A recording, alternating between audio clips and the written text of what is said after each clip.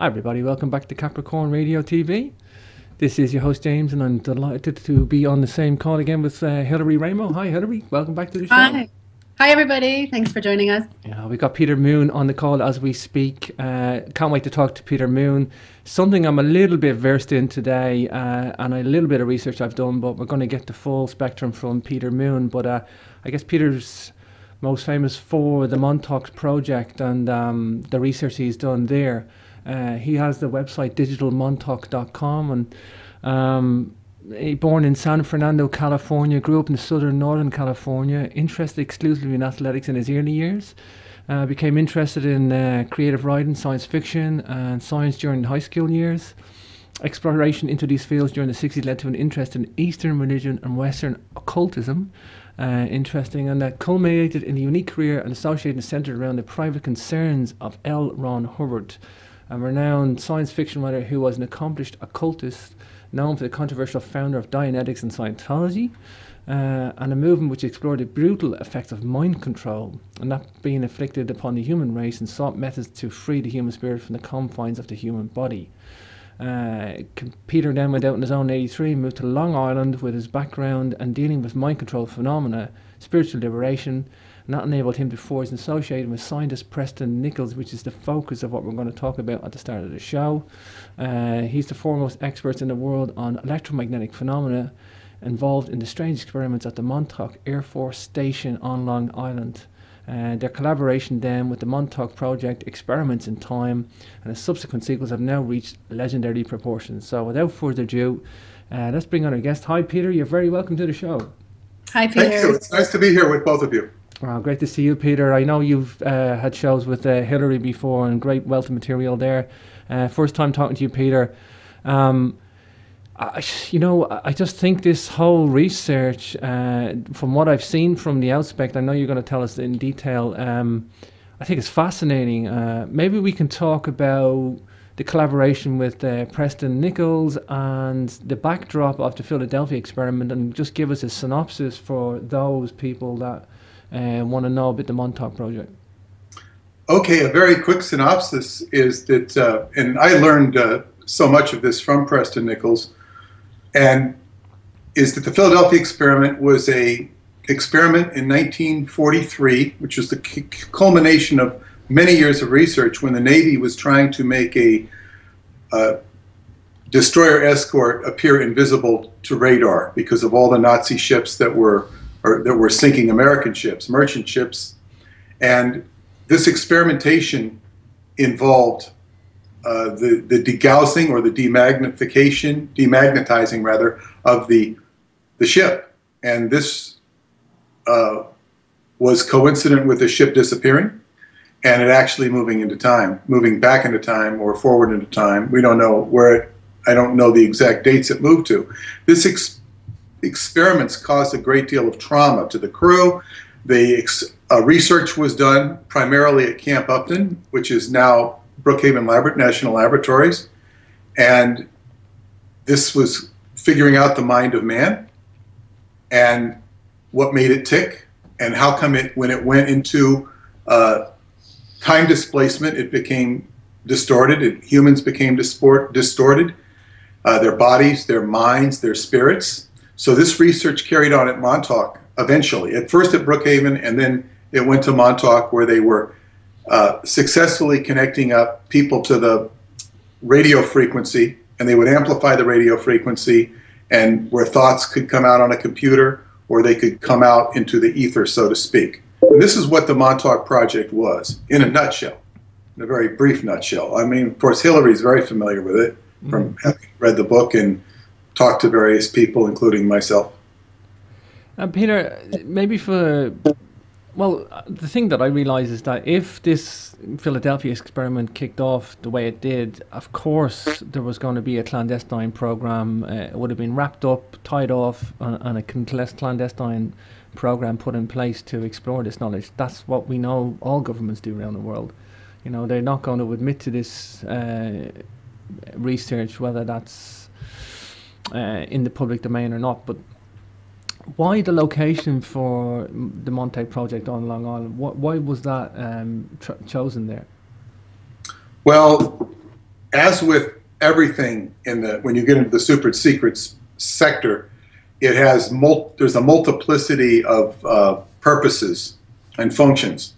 And well, the initial reason to go out to Montauk was that it had this huge radar transmitter that produced 435 or thereabouts megahertz, which Preston Nichols will tell you is the window frequency to the human consciousness.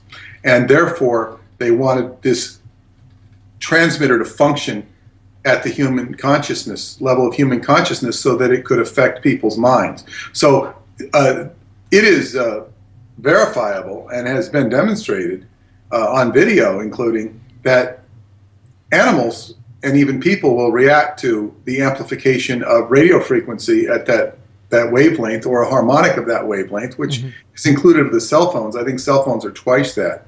But basically, we've seen animals going crazy around Montauk, and of course there were many stories during the project of, you know, deer running into a phone booth, deer crashing into a cafe where they used to have a picture of it on the cafe. It was actually illustrated with by an artist. So there was a lot of crazy behavior that took place with animals and people in that area. Yeah, I think the mobile phone network range works between 600 and 900 megahertz, which is why they have these what they call them cell phones, because the cell, it's like an array over the geographic maps. They change the frequency every cell, but they have a band of frequency 600 to 900 megahertz. But basically that is a microwave frequency, which is basically cooking your brain and doing all sorts to you. Yes, and Brookhaven Labs was where microwave research was taking place. That was sort of spawned so much, if not all, of the microwave research that occurred, at least in the United States. Peter, I have a question for you. I know this is a little bit maybe not what we're talking about at the moment, but Brookhaven Labs, I've heard some rumors that they were responsible for creating Lyme disease, and that the tick phenomena came out of Brookhaven Labs. Do you know have you heard anything about that? Do you know anything about that? To the best of my knowledge, that's not quite correct. Okay. It would most likely, and is believed to, according to Preston Nichols, and he's not the only one, originated at Plum Island. Plum Island is a beautiful, gorgeous island, which I've had the unique experience of actually being on it, courtesy of the Rotary Club. They were taking us out there to show us that there was nothing going on there, even though there's like $365 million a year budget, which they admitted. And certain areas of the island you can't go on to, including the director of the island saying, I wasn't allowed to go anywhere by myself until being after here for a year. And he says, of course, that's until you have top secret security. I mean, excuse me, you know, and he kind of like had to cover his mouth on the top security. But Plum Island, now Lyme disease was actually originally called, and you can find this on the internet, Montauk knee. And it was called Montauk knee because people's knees would swell up in sort of a inflamed arthritis. Now, Lyme disease is, of course, morphed into all sorts of different types of maladies. And I do know of a woman, the only person I've ever met that's been cured outright of Lyme disease, and she did not do this through the medical profession. She did it through the practice of Qigong. She's one of my fellow Qigong students. She was on her deathbed. And this was through breathing, just ordinary, not ordinary, but unique Qigong breathing. She actually recovered to a full state of health. That's the positive bit of news. But that answers your question. Plum Island, and then it was called Montauk knee because people at there's a lot of deer. And even there's more super secret stuff in back of this, because Preston Nichols researched this when he got Lyme disease. And basically what it was is they were trying to put a biological weapon into something that could survive an atom bomb. So when they dropped an atom bomb on Japan, there's a lot of deer in Japan, including in the Emperor's Garden. So they put a deer tick. They found out a deer tick could survive an atom bomb. And they would put the syphilis, basically the spirochete virus, which is essentially syphilis, into the deer tick so that it would not only, the bomb would not only happen, it would infect the population. So this is, and then of course it showed up at Montauk because it's just across the ocean a short distance. And the name Montauk knee was changed to Lyme disease, in part, I think, to distract people from looking into Montauk, where they did other biological experiments. Wow. The Montauk Monster, do you want to mention that? That was the last one, I think, to hit the headlines. Do you see any validity in that? Well, there's been at least three. I think a fourth one has come up lately. There was this weird animal that showed up on the coast of Long Island, and it was mysteriously skirted away, because I knew the woman, I knew a woman whose friend had it show up on her, beach or backyard or something like this, or the backyard of the beach. I don't remember the exact story, but basically, and then she became very funny about it. People would respond. When I went to Plum Island, that's all the people, he said that people in the press wanted to ask him about the Montauk Monster. And they had this really funny theory about it, which they said it was a dog, it was this, it was somebody called it a raccoon. And they had all of these funny descriptions or excuses for what it was.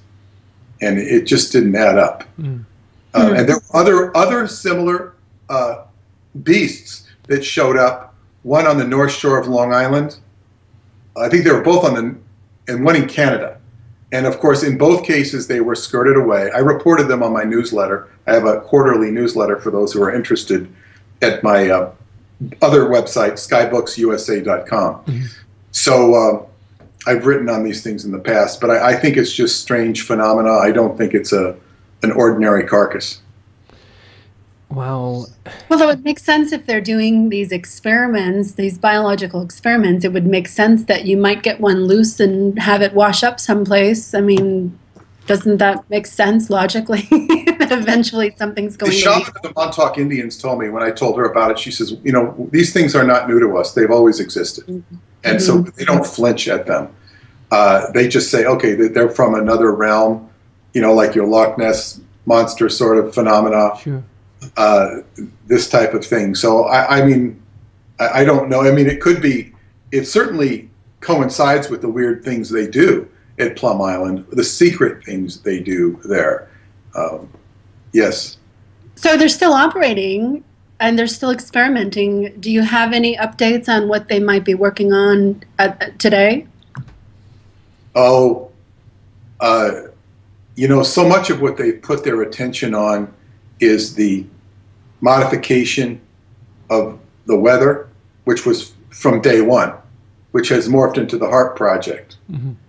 Now, if you listen to Revolution Radio, Douglas Dietrich, he's one of the most interesting characters to come along the pike in the conspiracy realm, because he's talked about the HARP project being used to bind demons. This is one of its purposes. It has multiple purposes. The original purpose, he said, at least as far as the Alaskan end of it, was to reverse the Japanese current, which the Japanese current they could send balloons over in a very short amount of time to come and do warfare on the United States via balloon. This was done in the 40s. And so they was originally to reverse the current, because you can't go to America so quick to Japan from America. You can go to Japan to America very quick. But the Japanese were smart enough, because was it Hirohito, the emperor, was a marine biologist. He was a PhD. And they would come down, all the way down to Peru and back to Japan. But the Americans hadn't figured out this current. They didn't know this at the time. So that was the initial one. But then it gets into a part of where they're also trying to bind demons in addition to other fun and games they do with it. So how would that work exactly? Can you explain that a little bit more, especially? Well, for I wish people? I could explain it better. But basically, electronics control spirits. This is what I learned in Dianetics and Scientology. Was the whole underlying thesis of so much of what L. Ron Hubbard had to offer his patrons was that spiritual beings could be controlled electromagnetically.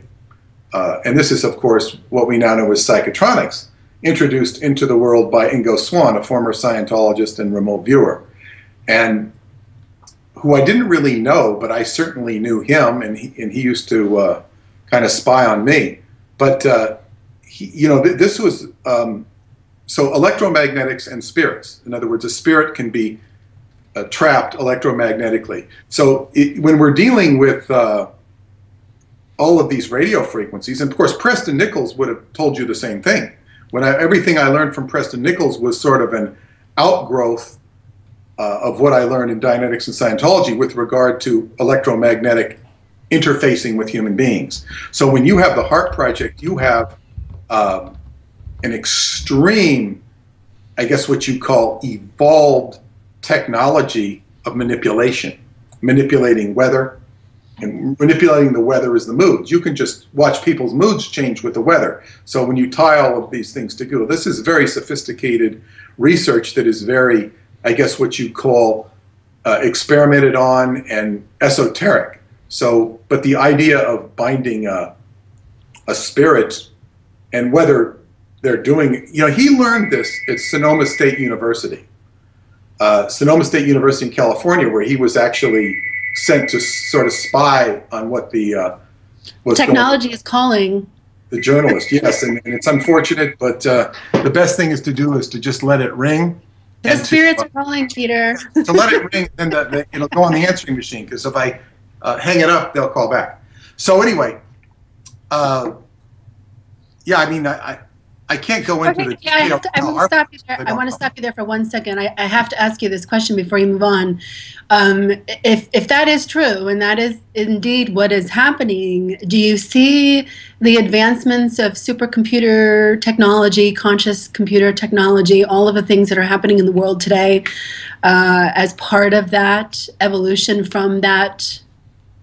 Well, it would make sense, at least 50%. At least, yes, because the computers were very much a part of the early Montauk research and interfacing computers with the mind of man and with the radio technology. So yes, it would make sense that computers are connected to it.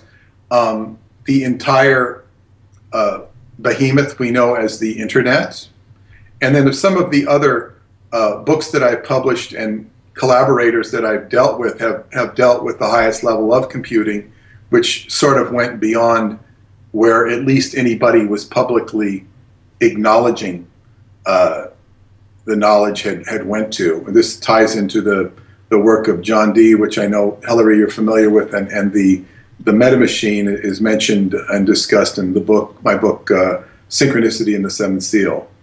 The collaborator being referred to was Joseph Matheny. He created a meta machine which was sort of outdid any of the existing computers as far as human knowledge knows. I mean, there might be stuff that's more sophisticated in the secret sector. Okay, so this naturally leads into your work with David Lewis Anderson, I think. Right. For those of us for those listening that aren't familiar with David's work, could you just offer a brief synopsis of who he is and how you know him and what you've been doing with him? Okay, David Anderson first subscribed to my newsletter, The Montauk Pulse. That's how I knew of his existence. Then he walked into one of the monthly meetings we used to have on Long Island we called Montauk Night. He appeared there, and that's where I actually met him in person on the night of the big eclipse of August 11th, 1999. And he said he would like to work with me.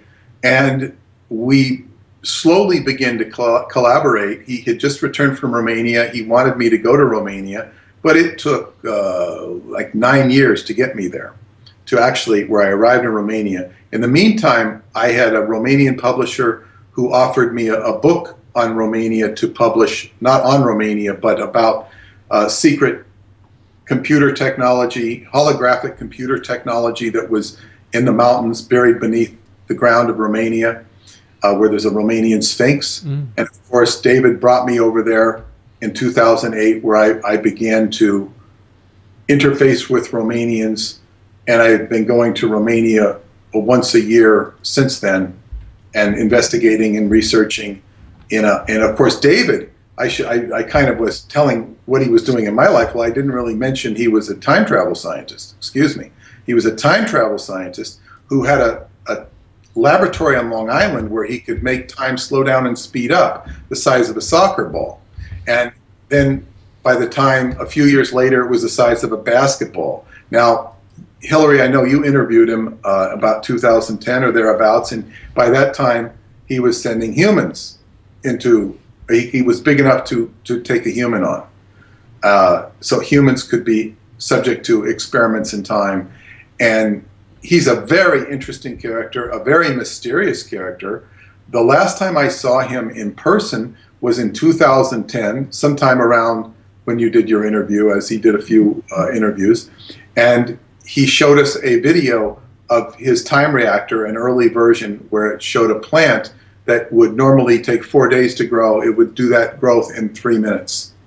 So we saw that. There was 20 of us who saw that, or about thereabouts 20, and it was a very fascinating thing. So I interviewed him this June. He had not appeared in my life except very sporadically through my association with the World Genesis Foundation, which he founded, and I'm now one of the board members. And he would sometimes appear, but he would only talk like very matter-of-factly, nothing of interest regards to time. And of course, he called me in January and eventually agreed to do a podcast, which is on the website, digitalmontauk.com, podcast number 8. We talked for over 3 hours about the latest developments. The most interesting things I got out of him in that particular interview were, one, that he has now patented proprietary technology that can cause one to go into this boundary layer, go through the boundary layers of time, a time bubble. I call it a bubble for lack of a better word. If you have an area that's slowing down time or speeding it up, and you go from that area to outside of it, you're going to get scorched like they did in the Philadelphia experiment. It has to do with radiation that appears, and it has to do with the Doppler effect, where you've got one frequency and a different frequency. So now he has a technology which enables you to actually literally walk through that time barrier. I asked him if it was like a skin diver suit. He said no. I don't know if it's a device or if it's an actual something you wear. Don't really know, but he couldn't really discuss it. I got that out of him. And I also got that, because I go to Romania, I got out of him that there was a huge discharge of what's called space-time motive force. This is when you have two bodies that are basically moving at a different time rate, such as the Earth and the Moon. You could have, if they're moving at a different time rate, which they're not, there will be a discharge of space-time motive force. And he's explained this on some videos, which are linked. If you go to my website, you will find them, where he explains how you can harvest cheap energy for the Earth, from the space-time displacement of the Earth. So basically, what he said, there was a huge discharge of space-time motive force either 200 or 2,000 years ago in this cave in Romania known as Chaklovina Cave, which was noteworthy because I had been there the previous summer. Mm-hmm. And this was, wow, he was really surprised that I'd been in that cave. Because I've written books about Romania and whatnot, and it's right in the area where the books that I've published have told of these very strange stories with time phenomena. Well, wasn't he working in the private sector for up until about 2010, and then he went to work for a government agency, or is that not correct? Well, you know, I don't. You know, it's probably somewhat correct. He was working for Bosch Industries in Rochester. And when he was working for Bosch, he was developing biosensor technology for the security industry. And it was very high level. And then he went back in 2000, I think it was 9, he created Anderson Multinational. And Anderson Multinational was the parent company for different companies, one of which was the Anderson Institute. And you can look up andersoninstitute.com, where it's all about time travel, and this is his time travel research. But that's not the government per se, mm-hmm. But when you're in that business, the government will come to you and tell you what you can and can't do. Now, there's a patent he has on a time reactor, and I had that once on my website. It disappeared. I don't know how. And then, so I countered that by putting it into my recent book, most recent book, The White Bat, which was published last year, and chapter 7 has a whole copy of the time reactor. And the time reactor the patent was registered. It's got the registration number and everything, but it was sequestered by the U.S. government, which means that you have to have special access to see it if you're in the government, or you can look at the book. Or if I put certain things on my website and they get taken off, so it's frustrating to keep putting them back on. So I put it in so people, if people want to know more, they can order a copy of The White Bat, and they would be able to. Okay. Yeah, the only unfortunate thing about my books, I write through about David Anderson through more or less 4 or 5 books, the Transylvania series. I haven't had time to consolidate it all into one book on him, which I would hope to do at some indeterminate point in the future. Now, if you do some research into the time travel research and technology realms, you'll find that it's common to be told that data is the one thing that they can literally send back and forth into time, and that's pretty accepted. My question for you is, if that's the case and data is what goes back and forth between time, and computers are evolving at an exponential rate, are we looking at potentially receiving information from the future in order to upgrade our systems in order to head into a certain direction that the future wants us to head into? Well, this is very interesting because the future and the past and the present are all connected. They're all connected. They always were. The question is, we're stuck, and we're unsticking as a culture. We're still stuck, but we're unsticking. Stuck in what way? What do you mean by stuck? Well, I mean, just like in a human state, you're stuck in a body. You're kind of trapped in a body. So as a culture, we were very stuck in certain ideas, and now the culture is such that we're open to the idea of time travel. We're not very intelligent about it. We're not very experienced about it. As a culture, there are isolated cases of individuals, and some people would say, oh, it goes on all the time. It's happening all the time. Well, these people may be accurate from their own perspective, but it's not culturally accurate, and they can't integrate their experiences into the culture. And this is where the only reason I think that I have to offer in this field is that I try to integrate the nuts and bolts of it from whatever limited access I have to characters like David Anderson. So I'm very interested in the science and the grounding of it. But yes, and then when I was talking about this metamachine computer, this is basically generating synchronicity. And synchronicity means time together, or it's just the synthesis of time. So yes, the computer is going to be connected through its crystal property structure, even when the people programming the computer don't necessarily know this. Now, there's a very interesting radio host out in San Francisco, Alex Studer, and he has interviewed me a few times, but when I've talked to him privately, he's talked about this computer out in Utah. I don't know if you know anything about this huge computer out in Utah. Hillary, you familiar with this? I know there's a NSA holding facility in Utah. Is that what you're talking about? Probably the same thing.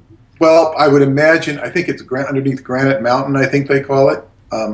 And it's basically a huge database. I mean, we talk about terabytes, and I forget what goes above a terabyte, but we're talking in those type of bytes. And because it's supposedly got data on everybody. And now, the interesting part about this book that I published, The Mystery of Egypt, by author Radu Sinamar, talks about them going and retrieving archives underneath the Giza Plateau through the tunnels in Romania. They access the Giza Plateau through these superdimensional tunnels, and they go to they retrieve all these archives. They're sort of like a CD or slate, maybe like a tracking pad on the, but they'd be bigger than this and thicker. And see that, a tracking pad on the iMac. But anyway, it would be bigger, and then it would read out a holographic scape of time, like for, I don't know if it was thousands of years or hundreds of years. And they had all these, and they were storing them and bringing back to Washington, D.C., to the Pentagon. And I'm thinking, like, what are they going to do with these things? And I first envisioned people like, you know, taking whatever you have on staff and then taking people from the FBI and the CIA and saying, okay, look at this disk and take notes on it.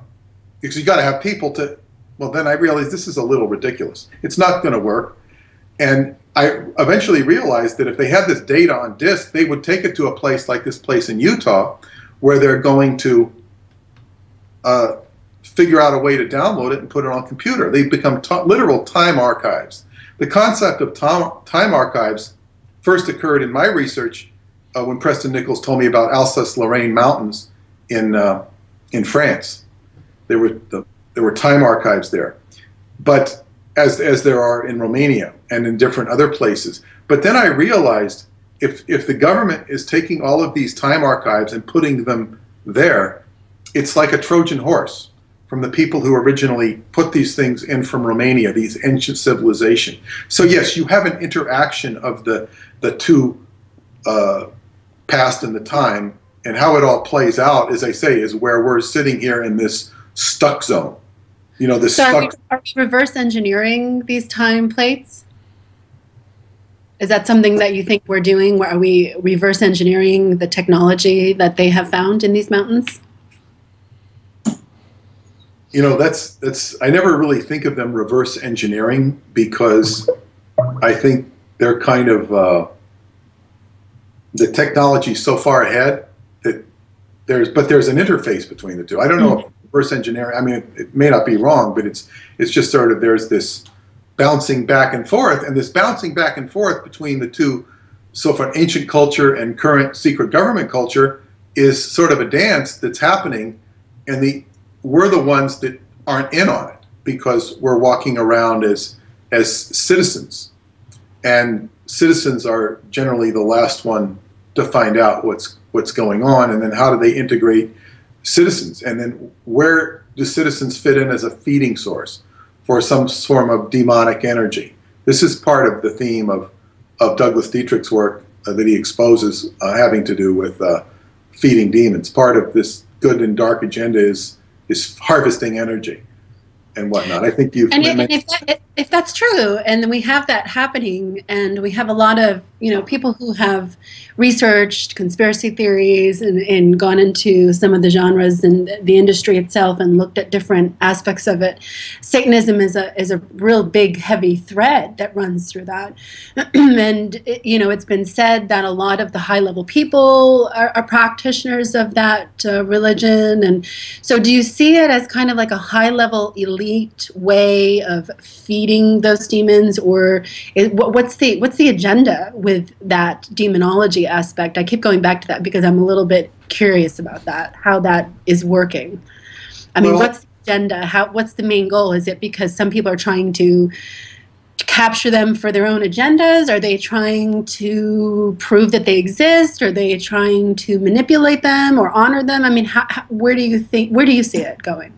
Well, Satanism, I mean, if you take it, it sort of derives from the concept of Satan, which means adversary. And the ultimate adversary is yourself. So you have to work out your own trip. You have to work out your own thing. What your personal adversary is. And one of the biggest mistakes people can make is fighting things external to themselves. Mm-hmm. Fighting things that external that really they best be looking to their own issue. So Satanism is a big distraction. At the same time, it's a factor that one has to notice and deal with, and not necessarily avoid, but is that the game that one wants to play? When we talk about the high level of, there's a satanic chaplain in the U.S. Army. Dietrich used to be a liaison for him in the Defense Department because that was his job, and he was, this guy wrote a satanic chaplain's handbook for the Army, because there's a lot of Satanists in the Army, and you can't deal with them if you're the chaplain as a Christian, or as if they're a Jew or some other religion. So this is a factor in the military. So what do they have their fingers in things? Yes. Do they have their fingers in everything? Not really. They don't have control.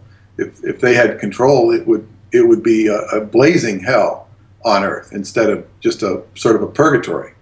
So it has its place, and then there's all this. It's sort of part of the archetype that's built into the drama of the human situation. You have a negative, the evil, the dark, and the light, and this goes back to yin and yang. Wow. Yeah, I think we could do a whole nother show, James, on this. I think we really could. I think it's all fascinating. There's so many different ways that we could address that, and maybe we should. But the computer technology and the time travel technology and the realities of that are going to. Do you see that in the future, the soon future, the near future, happening where everybody accepts it as normal? Well, I think it's already sort of here. I mean, the computer technology is here. It will continue to interface and crossbreed with more of the phenomena that's a part of the universe. But it's very interesting when and I feel prompted to mention this. In my second book, Montauk Revisited, which talks all about the occult correspondences with the Montauk Project that lead me into a letter correspondence with Aleister Crowley, the bastard son of Aleister Crowley. This stirred up a lot of energy with magical people that work in the secret realms. And see, Amato, I had a friendly correspondence with him, and he wrote some incredibly interesting books about his father, but he was a little problematic, I would find. And anyway, what happened is, this is very interesting. I had, they wanted to import his books into the United States, and they asked me that I would import them and sell them. I was very happy to do this. But then I was called by I guess the person who was paying for the publishing costs, and his name was Steve Anthony. And I said, well, the only thing I wanted, I think I wrote to him after we talked about the prospect, I wanted to have my base covered at customs, because at customs at the JFK airport in New York, they do all sorts of outrageous and egregious things at times. So if you agree on a price, and they say, well, you're going to have to pay $200 for this box of books, it doesn't make them sellable. So being very diligent about this, I was, asking my P's and Q's, and I couldn't get my P's and Q's answered. So I didn't act on it. Had I acted on it, I would have been able to sell the books. But when you're dealing with an occult energy like this book, it can set off a lot of flames. So anyway, I kept trying to get hold of Steve Anthony because he never answered my question. When I asked about the P's and the Q's, like there's an old saying that it's okay to drink with the devil as long as you make him pay for the drinks. And I was not going to pay for the drinks here. And anyway, I didn't recognize Steve Anthony as the devil, but he was doing the son of the devil's work, so to speak, by doing this book. So I tried, and I finally had this British guy who went over and knocked on the door of Elan Computing, which is where he worked. And he was like, he couldn't get through it. He was like, he had to knock. He was having to get this occult force. And he finally told him what he was there for. What do you want to know for? What do you want to know for?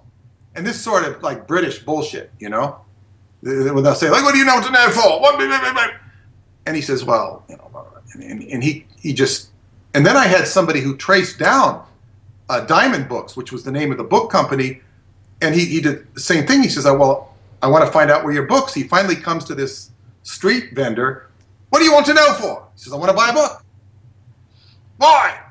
This sort of stuff. And it was just impossible. And then eventually I would find out that Elan Computing, with the Steve Anthony guy, owned one of the biggest computer companies in the UK. It was one of the most connected. There was that movie, and I didn't watch the whole movie, I know part of it, Damien, the 666 guy. It was as if that was his company. Now, I have nothing bad to say about Steve Anthony because I don't know him. I just had one conversation with him. But he was apparently, so connected that I don't even think David Icke knows about him. I mean, I don't really know if David Icke has written about him or not because I don't follow David Icke. But you know what I'm saying? It's like, wow. done a lot of really positive, good research. He's a good researcher into that stuff. That's not my point. My point is that this guy is so, into the hub of things and the importance things when you talk about computing that I don't think, in other words, he's remained occulted. That's what I'm saying. Because David tries to find occult stuff, and I'm saying this guy is more occult than unless I'm mistaken, because I haven't followed his work to know. That's my point. Yeah. So what happened out of that? You ended up not doing anything, not engaging. And did you feel that that was part of your own protection of sorts to not get involved with that? Well, perhaps. But I think the other point here is that this level of computing was like, it was bridged to this dark occult energy. What I found out about Otto, he's dead now, is that we had this, he just went out of communication with me very weirdly. And he says, I'm so relieved to be in communication with you again. And then I never heard another thing from him. And I found out there was a very dark side reported to me about him. It was so dark that, people on the outskirts wouldn't necessarily learn about it. So I don't even know if the dark side is true, except that somebody did get in touch. And it's like, Peter Moon wants to get in touch with you.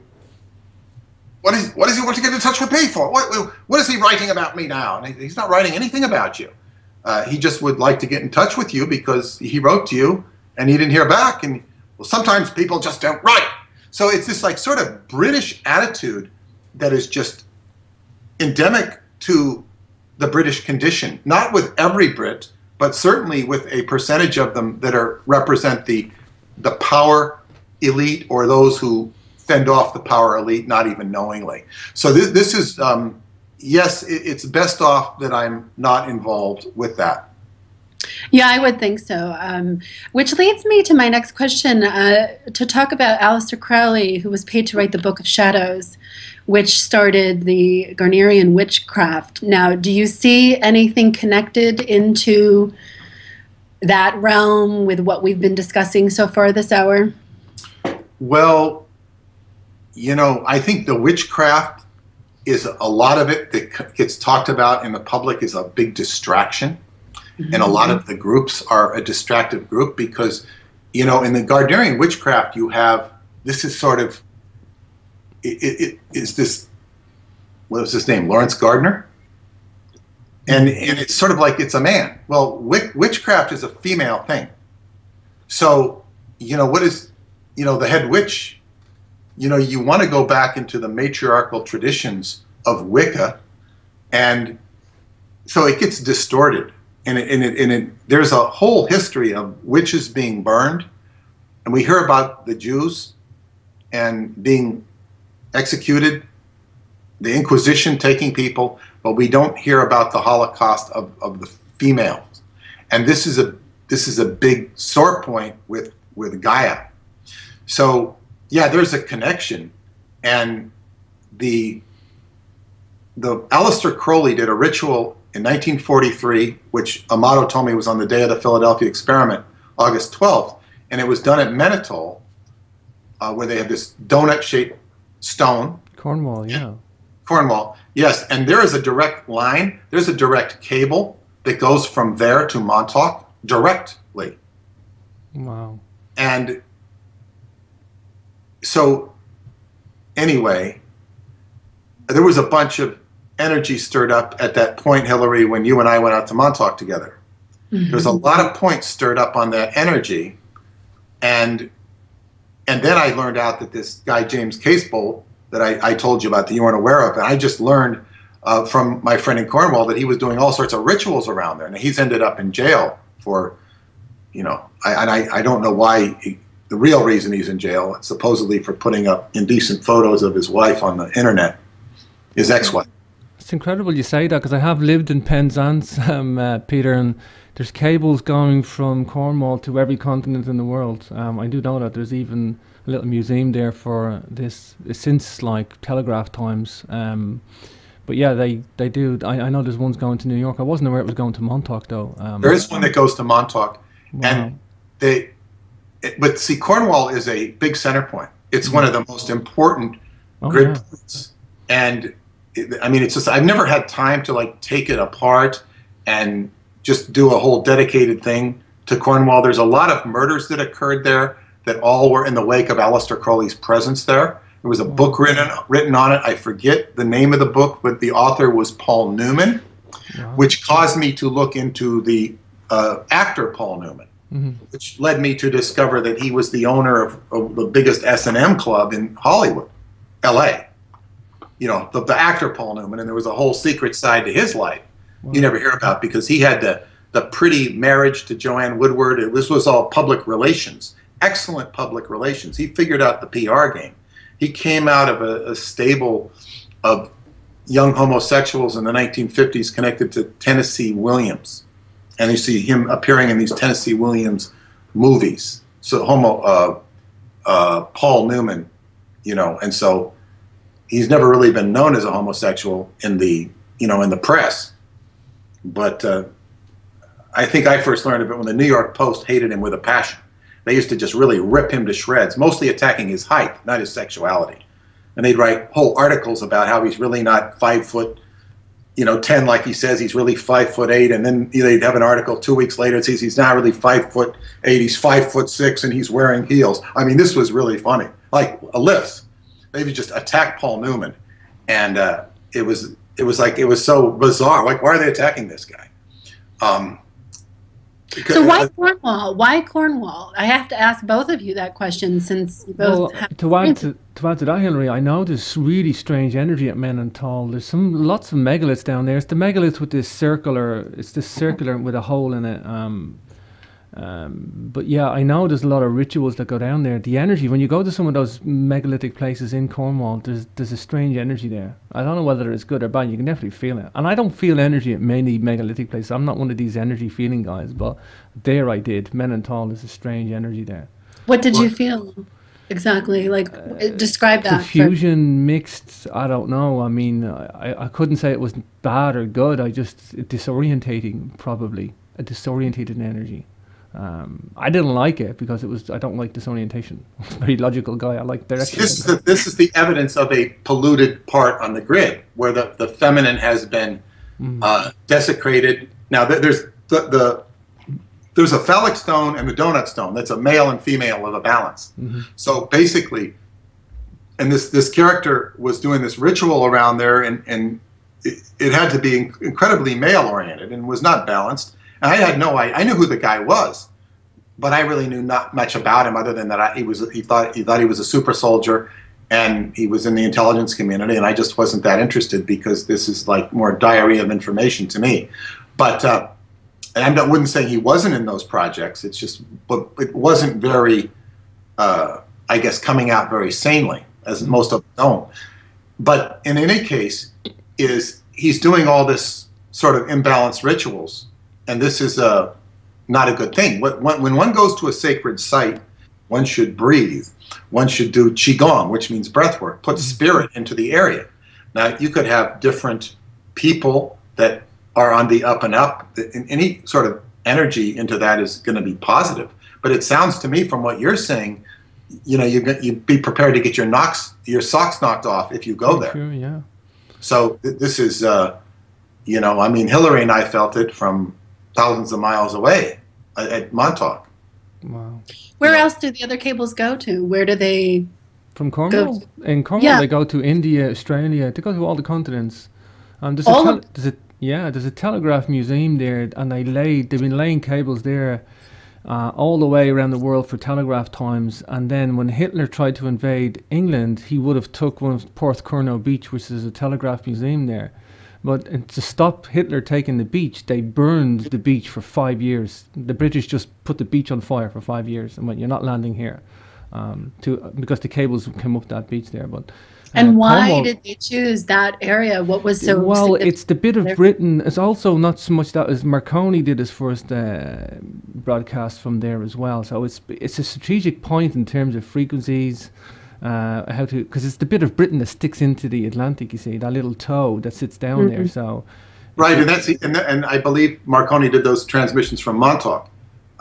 So there is a heritage there. There's an earlier legacy, but their is if she would want to go on, there's somebody I could recommend you to who knows all. She lives right there in Cornwall, and she could give a whole diatribe. Oh, and one of the things that I've learned from her is that, Prince Charles is basically the Duchy of Cornwall. Yeah. Yeah, he funds. Yeah, it's his. Yeah, but he funds his whole private money from there, and there's a whole bunch of misappropriations that he's guilty of. And that Cornwall is funding so much of what goes on in his world. Wow. So, and of course, Prince Charles is also slated, according to the Romanian press, is slated to be the next king of Romania. When King Michael is about 94 years old, and when he dies, because he has all this property in Transylvania, and there's constant rumors that he will abdicate the throne if Queen Elizabeth dies, give it to his son. And then he will go be the king of Romania because of all of its esoteric, they don't say because of its esoteric influence, but this is something that would be very interesting to see if it happens. Wow, it's incredible. Back on the Romanian, just to wrap up, Peter, I wanted to ask you, do we know the antiquity of this place, the Hall of Records, or the Romanian Sphinx? Do we know a date, roughly, an approximate? They say the Sphinx was put up 50,000 years ago. And when they try to penetrate the secrets of these time travel archives underneath, which are bioresonant, they get stopped. In other words, the people who created them don't let you look, and you can't look at who built them. You can look at everything else, but you can't look at who built them. So you're always playing in games of censorship on any level of the universe that you get into. And before I wrap up here, I want to thank you both. It's been a very stimulating and interesting and different interview. Wow. Well, thank you, Peter. I really appreciate your time today. Yeah. Good stuff. Good stuff. You got any final comments, Hillary? I'm thinking about so much stuff right now. It's hard to wrap it up, but I really think there's more to explore when it comes to this computer stuff. I've been really... all summer I've been musing on this computer stuff. I went to France in June, and ever since then, exploring the deep web, going into the technologies that are transforming our world, really. So when you added an element to it that I wasn't aware of, and I'm going to sit with that for a little while. So my closing comments are: listen to the show again, see what you get out of it, and go run with it, and go do your own research, and listen to Peter's podcast with David Lewis Anderson on his website. It's podcast 8. It's excellent, and there's a lot of truth to the work that David is doing. And Peter, thank you for doing what you do. Let me say 2 words: artificial intelligence, with reference to the computers, and the concept of the golem, as the golem is talked about in the Golem of Prague. For sure. Well, I thank you for your time today, Peter and Hillary. Always great to see you. Take care, guys. Yes. Thanks, everybody.